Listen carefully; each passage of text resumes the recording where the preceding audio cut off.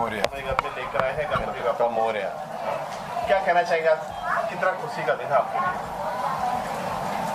Sir, इससे बड़ी बात हमारी ज़िंदगी में हो नहीं सकती कि गणपति जी आए हैं और गणपति जी के साथ और हमारे पेरेंट्स यहाँ पे हैं आज, जिनके आशीर्वाद से हम लोग बॉम्बे पहुँच सके, उनके सपोर्ट और आशीर्वाद से। और आज हमारा अपना यहाँ पे घर है, नई बिल्डिंग है और एक नई फीलिंग है।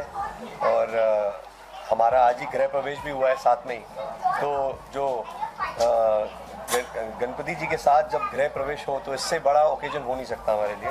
तो ये हमारे लिए ज़िंदगी का एक सबसे महत्वपूर्ण दिन रहा होगा।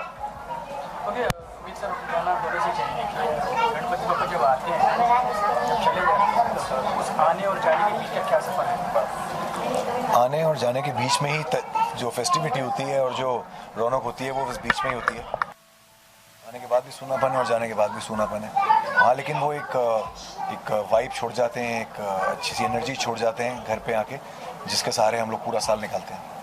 अमूमन नॉर्मल जैसे यूँ तो नाम भी है, पैसा भी है, शोहरत भी है, घर भी है, तो अब जब सारी चीज़ें मिल जाती हैं तो मांगने के लायक क्या रह जाता है? सर, मांगने के लायक नहीं रह जाता कुछ, लेकिन ये ज़रूर रहता है कि हम लोगों ने अभी अपने मोबाइल में रिंगटोन लगा दी है शुक्र शुक्र की। हमने खुद, क्योंकि हम गाने कंपोज करते हैं और लिखते भी हैं, तो हमने एक गाना बनाया खुद के लिए, शुक्र शुक्र तेरा शुक्र शुक्र। और वही मोबाइल पे, तो जब लगता है कि फैमिली में प्यार है सबसे पहली चीज़, और बप्पा का आशीर्वाद है और भगवान ने सब दिया है, तो सिर्फ शुक्राना ही यहाँ से हो सकता है।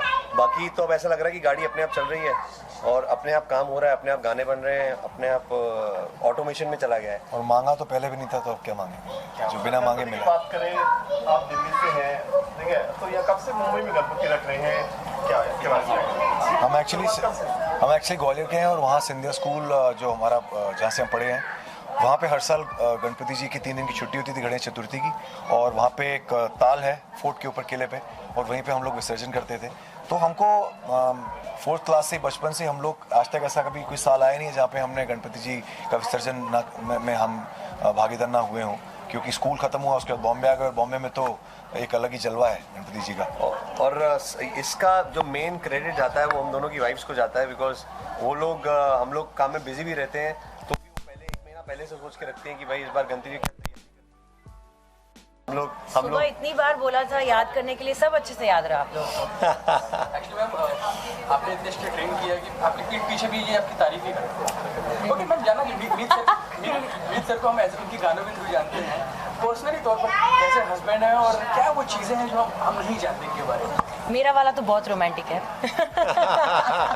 सारे पॉइंट्स तो ले गए। और ये एज माय ब्रदर बहुत नॉटी है। ये जो, अगर मुझे इनके बारे में कुछ कहना हो तो मैं कहूँगी he is very naughty, very hard working, very very very hard working. बोलना पड़ता है कि बस भाई, ये अच्छी बात नहीं है बीवियों के लिए। हाँ, मैं तो बहन की एक बीवी है। मैं तो बहन हूँ ना, इसलिए मैं बता रही हूँ। और अबाउट मेरा वाला, like I said, super duper romantic है, और बस वो रोमांस से ही ख्याल रखते थे मेरा। अमूमन तौर पर कौन ज़्यादा झगड़ता है और कौन ज़्यादा हमेशा 24 घंटे रोमांटिक मूड में? हाँ, कौन है? हम दोनों में से। आप दोनों में से, और आप दोनों में से? मेरे में से तो मैं रोमांटिक मूड में नहीं, झगड़ने वाले। हाँ, मैं रोमांस में भी झगड़ा ढूंढ लेती हूँ, क्योंकि फिर और रोमांस मिलता है। क्या बात है। और मैम आप? ये ज़्यादा रोमांटिक है, हैंड्स डाउन।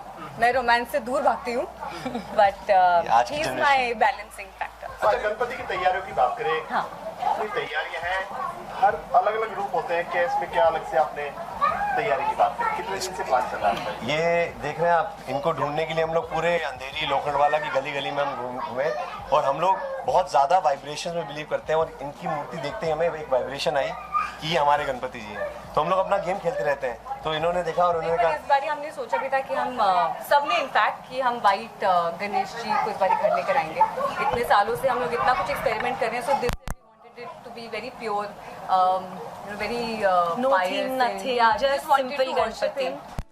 टाइम ध्यान इन पे लगाएं, सो दैट वाज। नहीं, मेरे लिए तो थीम है, क्योंकि हमने कहा भाई मुझे कृष्ण जी से बहुत प्यार है, और ये गणेश जी कृष्ण जी को बांसुरी बजा रहे हैं, और म्यूजिक से तो हमारा रिलेशन है ही, और हमारे घर के इंटीरियर्स भी देखते ही लगा कि हाँ, इन्होंने बोला कि यही, मैंने भी बोला 1 सेकंड में, जबकि हम लोग 10-15 पंडाल गए होंगे। बोल रहे आप, शायद आप मैम का लिखा हुआ भूल के शायद। जितनी स्क्रिप्ट याद थी उतनी नहीं, गणपति की पूरी तैयारी इन दोनों का श्रेय था इस साल। क्योंकि हम लोग ऐसे बांट लेते हैं कि इस बार तुम लोग मेहनत करो, हम थोड़ी ऐश करेंगे, इस बार तुम लोग मेहनत करो, हम ऐश करेंगे। यही एक बैलेंसिंग फैक्टर होता है जब बड़ी फैमिली हो, तो सबको एक साथ घुस के करने की ज़रूरत नहीं है। सो ये इस बार पूरा इन लोगों का है, right from Ganpati selection to the theme, and आप देख सकते हो फैंटास्टिक है। और एक नए घर के लिए एक वाइट और एक पॉजिटिव, उससे ज़्यादा पॉजिटिविटी कुछ हो भी नहीं सकती। जाते एक लाइन गुनगुनाएंगे गणपति बाबा। एक जाते जाते हम लोग अपने पापा के साथ गाएंगे, वो बहुत अच्छा गाते हैं। सर एक्चुअली अभी सर जाने से पहले, क्योंकि जाने की बात हो गई है, जाने से पहले एक जो सवाल मेरे मन में उमड़ रहा है मैम से भी और सर से आप सबसे जानना चाहूँगा कि don't you think it's awkward कि हम जिनसे कुछ मांगते हैं, जो हमारी ज़िंदगी में पीस लेके आते हैं, शांति प्यार लेके आते हैं, उनको हम जब प्रथा पूरी हो जाती है तो उनको हम बहा देते हैं। तो ये कहाँ तक सही है? मतलब लाइक पेरेंट्स जो हमें पालते हैं पोसते हैं, जब वो बूढ़े होकर तो अनाथ आश्रम भेजते हो या वृद्धाश्रम भेजते हैं। ये एक इतना डीप सवाल है आपका, बहुत अच्छा सवाल है कि ये एक प्रथा बनी आ रही है। इसमें हिंदुस्तान के बहुत बड़े बड़े स्पिरिचुअल लोग हैं, पंडित हैं, हमारे बड़े हैं, बुजुर्ग हैं, उन लोगों जो उन्होंने सिखाया, हमें संस्कार दिए, हम उसको फॉलो कर रहे हैं। चारों से चाहिए जवाब। तो उन्होंने सिखाया है कि गणपति जी आते हैं और आके जैसे आपका आगे ब्लेसिंग देके जाते हैं और उनको जाना ही है, तो ये हमें सिखाया गया है और उसमें हम क्वेश्चन नहीं कर सकते। कुदरत का नियम है, क्योंकि हमसे बड़े बड़े इंटेलिजेंट पंडित और स्पिरिचुअल लोग और हमारे पेरेंट्स बैठे हैं, तो उनको हम सवाल नहीं कर सकते इस बारे में। कुदरत का नियम है, जो चीज़ आती है वो जाती है। और बुजुर्गों की जैसे आपने बात करी कि वो भी किसी दिन जाते हैं तो उनको भी अच्छे से भेजना पड़ता है, तो बस ये वही प्रथा है। हम सब भी मरने के बाद सब मिट्टी हो जाते हैं, तो वो दोनों थ्योरीज भी मैच होती हैं। तो जाएंगे मैम यस, लाइफ में चाहे वो भगवान हो, इंसान हो या कोई पेट हो, वो किसी रीज़न से आते हैं। तो मेरा ये मानना है गणपति जी एक रीज़न से आते हैं, वो तो हमेशा हमारे साथ है, चाहे हम उनको पूजें या ना पूजें। लेकिन ये जो 2 दिन हम उनको देते हैं, ये वो 2 हमारे स्पेशल दिन होते हैं जब हम सब कुछ भूल के उनके साथ रहते हैं। इसका मतलब ये नहीं है कि हम बाकी पूरा साल उनको याद नहीं करते। उसी तरह से वो हमारे पास 2 दिन आते हैं, क्योंकि वो भी एक लिमिटेड टाइम लेके आते हैं। कहते हैं अभी मैं एक्सक्लूसिव में आऊँगा, तो ये वो वाली बात है, वो एक्सक्लूसिवली हमारे लिए आते हैं, टाइम स्पेंड करते हैं, और उनका जाना ज़रूरी है, क्योंकि वो जितनी भी हमारी मिजरीज, हमारी नेगेटिविटी है, वो लेके अपने आप को बहा देते हैं, ताकि वो रिजुविनेट होके वापस नेक्स्ट ईयर आए। और मेरी वाइफ का कहना है कि वो उनके लिए वो कहते हैं जाते नहीं है, उनको कहने दीजिए। नहीं वो कह रहे हैं जाते नहीं है वो इनके दिल में। पहले तो ये कि हम इसके पहले 1.5 दिन का रखते आए हैं। ये आई थिंक पहला टाइम है जो हम लोग 3 दिन का रख रहे हैं। सिंपल रीज़न कि ये लोग तो obviously they are very spiritual and भगवान में बहुत मानते हैं, बट एज विमेन बिकॉज हम लोग पूरा टाइम घर पे होते हैं, we get very attach to them. So this year we thought that नहीं, हम उनको ज़्यादा दिन के लिए we have an opportunity to worship them more, ज़्यादा मानेंगे, ज़्यादा प्यार करेंगे। हैविंग सेड दैट, जैसे इन लोगों ने बोला, और अब कभी मीट की वेबसाइट पे जाएंगे तो it says the only thing permanent is change. So जाते हैं, कुछ नया लेकर आते हैं, we wait for them to come back next year. So वो एक्साइटमेंट रहती है, सैडनेस ऑफ कोर्स, बिकॉज इतना अटैच हो जाते हैं हम लोग, बट उससे ज़्यादा वो वेट रहता है कि बस अब जा रहे हैं, अगला साल कब आएगा, अगला साल कब आएगा, बस वो वेट करने में निकल जाता है। और ऑनेस्टली हमें लगता है कि उनकी प्रेजेंस भले मूर्ति चली जाती है, लेकिन वो अपना अंश यहाँ छोड़ के जाते हैं हमारे साथ, वो सबसे बड़ी बात है। एक्चुअली जा नहीं रहे एक तरीके से देखा जाए। और हमारे घर में 2 चूहा जी हैं तो आसपास घूमने के लिए। सो सर मैं चाहूँगा कि ज़्यादा से ज़्यादा आप वो गुनगुनाएं जो आपने रिंगटोन बनाई। सर इसके लिए हमें अपने फादर का सपोर्ट चाहिए, उनकी वजह से हम गाते हैं, वो सिंगर है, तो वहाँ राइट साइड में। दोनों बड़े शरारती थे, पढ़ाई में बिल्कुल उनका मन नहीं लगता था। सिंधिया स्कूल में तो उनकी मम्मी ने और इन्होंने बोला कि हमको बॉम्बे जाना पढ़ने के लिए। मैंने नहीं, दिल्ली जाओ। बोले नहीं हम तो मैंने फर्स्ट डिवीज़न ले गया, तब मैं तुमको बॉम्बे भेजूँगा। तो फिर इनके अंदर ये आदत है, अगर ये मेहनत पे लग जाए तो उनका कोई मुकाबला नहीं है। तो इन्होंने खूब रात दिन एक करके 10th में भी फर्स्ट डिवीज़न ली और 12th में भी। फिर मैंने को इनको बॉम्बे भेजना पड़ा। यहाँ पे आके बॉम्बे में सेटनम कॉलेज में एडमिशन ली इन्होंने, 3 साल यहाँ पढ़े और बड़ी ईमानदारी से, कभी कोई किसी किस्म की कोई शिकायत नहीं, बहुत मेहनत करके अच्छे नंबर लेके फर्स्ट डिवीज़न में पास हुए। फिर ये फिल्म लाइन के अंदर आ गए और फिल्म लाइन में इन्होंने जो मेहनत की है आज 20 साल में मैं देख रहा हूँ कि हर आदमी कहता है रात दिन इन्होंने एक कर दिया। अब 2-3 बजे तक स्टूडियो में अपना प्रैक्टिस करते हैं, गाने अच्छे बना रहे हैं और बॉम्बे में मेरा माँ बाप का नाम वर्ल्ड में रोशन किया है। इससे बढ़िया चीज़ क्या हो सकती है। तो अंकल आप मानते हैं कि मुंबई आने के लिए इन्होंने दुनिया का सबसे खतरनाक काम किया, वो है पढ़ाई।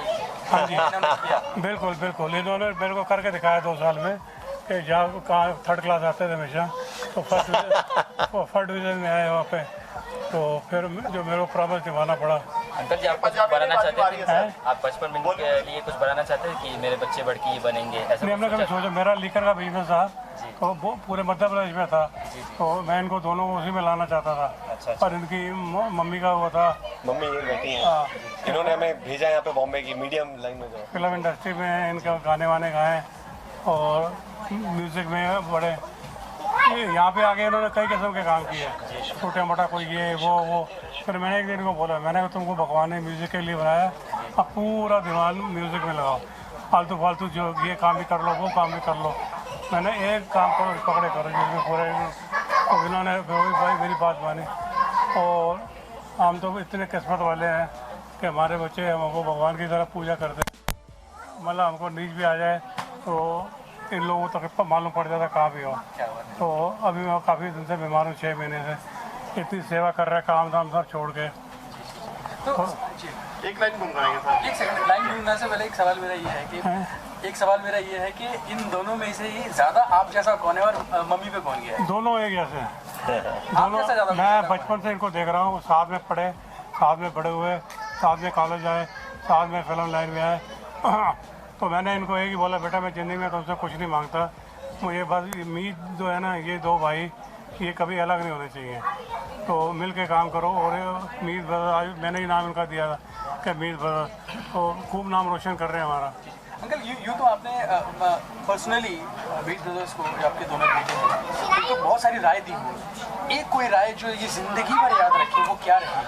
बचपन में तो कोई भी एक एडवाइस जो ज़िंदगी भर इनके साथ रहे, या आपको रिपीट करना पड़े शायद हम लोगों को पहुँचाने के लिए, लेकिन नहीं, वही मैंने इनको बोला कि इनका कि बेटा याद रखना, म्यूज़िक में पूरा ध्यान दो। अहंकार होता है। हाँ, वो क्यों हमारे फादर ने जो हमको दिया था, क्योंकि हमारे पास कई ग्वालियर में फिल्म एक्टर वगैरह आते थे, और आगे यहाँ पे खाना पीना अच्छा रहना, हमारे यहाँ आओ तो पहचानते भी नहीं थे, तो जो मेरे को बहुत पीड़ा होती थी। तो मैंने इनको यही दो बात बोली कि ज़िंदगी में डाउन टू अर्थ रहना, जब कितना भी ऊंचा चले जाओ, ज़मीन से पाँव अलग नहीं होने चाहिए। और मैंने भी वही चीज़ दिया, वही संस्कार इनके अंदर आज है कि बुजुर्गों के पाँव छुएंगे, सबकी ब्लेसिंग लेंगे, और घमंड कभी नहीं करना किसी से का। अंकल जानना ये भी चाहेंगे कि मीत ब्रदर्स के जितने भी गाने हैं, उनमें सबसे ज़्यादा आपका प्रिय कौन सा गाना है जो आपको सबसे ज़्यादा अच्छा लगता है? ये जो भी गाना बोलेंगे वो हम आपके लिए गाएंगे।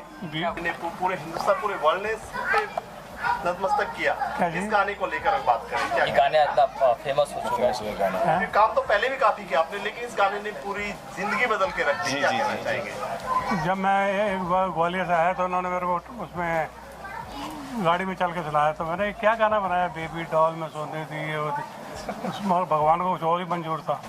तो गाने के अंदर अच्छी फिनिशिंग, कनिका कपूर, इन सब लोगों ने बहुत मेहनत की है, और ईश्वर की कृपा, ये जो होता है ईश्वर की कृपा से होता है। गाने सब अच्छे बनाते हैं, पर ईश्वर किसके ऊपर मेहरबान हो जाए वो ईश्वर को ही मालूम है। इनके ऊपर ईश्वर की बहुत कृपा है। एक तो ज़िंदगी में बॉम्बे में आके कोई ड्रिंक नहीं करते, कोई गलत सोसाइटी नहीं है, पूरा ध्यान अपना म्यूज़िक में लगाते हैं, रात को 2-3 बजे तक म्यूज़िक में अपना पूरा दिमाग लगाते हैं, और बस ये देख के हमको खुशी होती है। हम पूरा ग्वालियर छोड़ के इनके लिए यहीं आए हैं, ग्वालियर बॉम्बे में। चलिए, बहुत बहुत शुभकामनाएं, और हम प्रार्थना करेंगे आपकी सेहत बहुत जल्दी ठीक हो। बस आप लोगों का आशीर्वाद, ब्लेसिंग है, सब ठीक है। Thank you. Thank you. एक